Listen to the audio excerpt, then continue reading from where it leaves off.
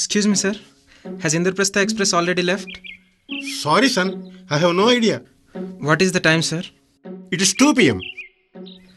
Thank God.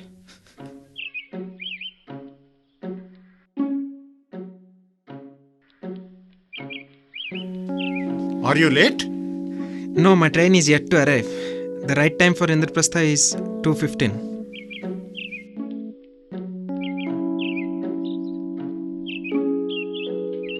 Don't you have a watch, son? Pardon? Don't you have a wristwatch?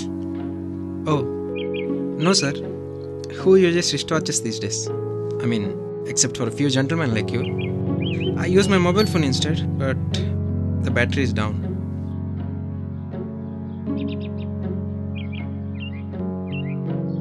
Are you new here? You don't look familiar. Oh, yes. I'm a photojournalist. I came here to cover the cyclone. As the electricity is out, couldn't charge my phone either. It's horrible out there. I mean, the destruction the cyclone has caused. Even the station's power is out.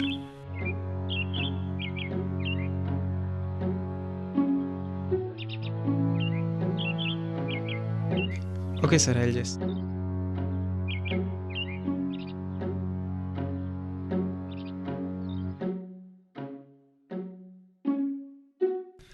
Chotu, give me a cup of fresh strong tea. Sure, sir. The fresh tea is being prepared for Capital Queen Express. I will serve you within no time. Capital Queen? By what time does it arrive? By 2:45 p.m. and it is on the right time. Reaches here by 2:45. Where does it come from? From Delhi to Bhubaneswar. I see.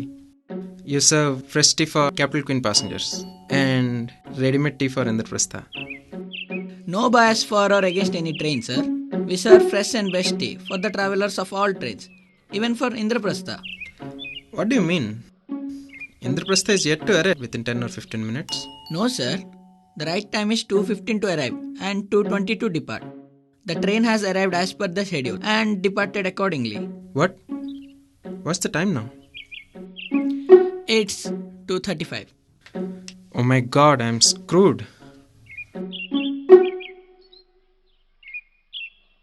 No worries, sir.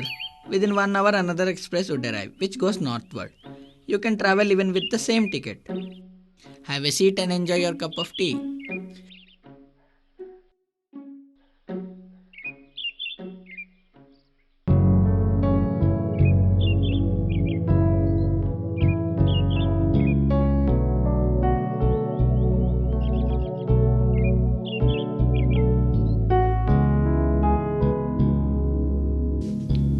I don't understand why the old man lied to me. Which old man, sir? There. That guy sitting near the water pipe. Few seconds back he told me that the time was 2 p.m. and I came here to have a cup of tea before boarding my train. The man with white kurta and dhoti. That guy. Didn't you find a better man to inquire about the time? He is a madman, sir. Madman? Doesn't look like one. Completely mad. I have been seeing him since long. Every day he comes to the station about 2 p.m., sits on the bench for some time, and then leaves the station blank-faced. Why so? Don't know. His watch does not work as well as his brain. A fool, sir. Mind your tongue, you idiot! The announcer has already warned that the Capital Queen Express is about to arrive within 10 minutes. Get ready for your business.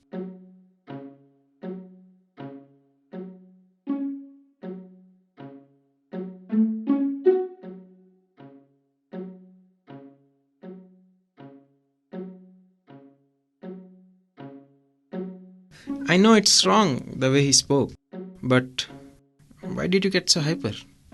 See, I cannot tolerate anyone insulting an elderly gentleman.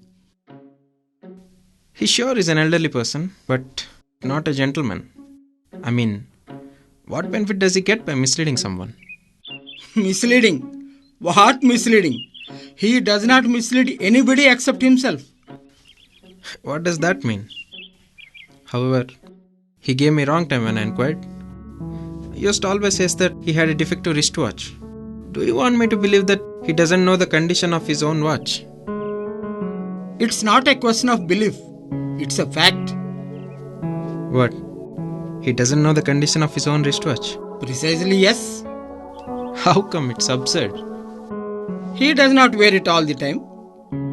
It would be given to him after his midday meal and removed from his wrist the moment he reaches home from here. Is that an excuse? Certainly not for you and me, but for him, it is a part of his life. What part of life? Following a watch which is out of order? Of course, yes. Because he should be on this bench just after 2 o'clock every day. Every day? Why should he be there every day? Are you interested to know all the story? Very much.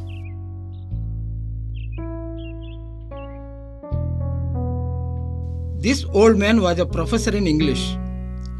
He retired from his teaching profession after serving as a principal of a local government college. Few years back, I was his neighbor. I got retired from railway service 2 years back. Having nothing better to do, I started running this tea stall. After all, man has to do something meaningful in order to survive. I follow what you have intended to say. One must have a duty to survive. This old man is a father of a son who served in Indian army and was killed in a terrorist attack in Kashmir. Oh my god, when? About 1.5 years ago. How did he get over this? This disaster made his life more meaningless. He had lost all his interest in life, but he has to survive for the sake of his daughter-in-law. So, what did he do? He created a meaning to his life through his intellectual faculties. His brain believed the horrible truth of his son's death, but his heart refused to believe it. He started following his heart. Every day he comes to the railway station to receive his son, who is supposed to arrive in Capital Queen Express. After making sure that his son has not arrived, he goes home. Does his daughter-in-law know about his fantasy? Yes, she liked it. It has given some meaning to his life. In fact, she encouraged it. Daily after his midday meal, the old man gets ready for his duty. She gives him neatly pressed kurta, dhoti, and his wristwatch, which stopped on the day his son died. He refers his wristwatch and starts for the railway station to wait for the arrival of Capital Queen Express. Tirelessly waits to receive his son, who never comes. His watch shows only one time, only to remind him of his duties. Any other time is monotonous and meaningless to him. So you say that he stopped believing that his only son is dead. In a way, yes, but also no. He has created a purpose for his life to survive. Even though he knows intellectually that the very purpose is a myth and not a reality, he made his heart sincerely believe his own creation to be true.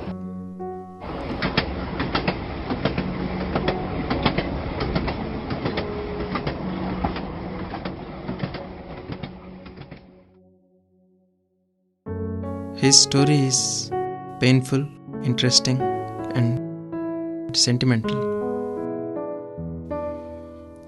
You may say so, but it is none of them. After all, life is what we see in it, isn't it? Life is that. What we see in it.